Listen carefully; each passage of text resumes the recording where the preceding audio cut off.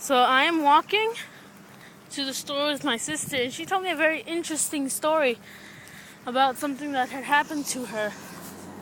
And I thought it was the most hilarious thing I've ever heard. And I told her, here, go throw this in the trash. And she said, okay.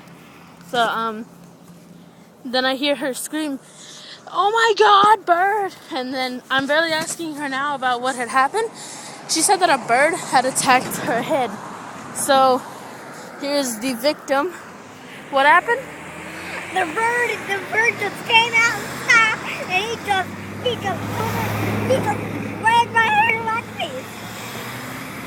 Shut up! Don't talk like that. But the bird really did that. I was like, "Get away, bird!" But he didn't listen to me. So I had to grab him. Did you file a report? No. You didn't file a report? You could have gone and sued that bird. Sued his nuts off.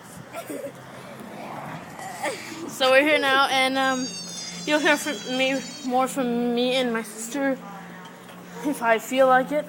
Okay, bye.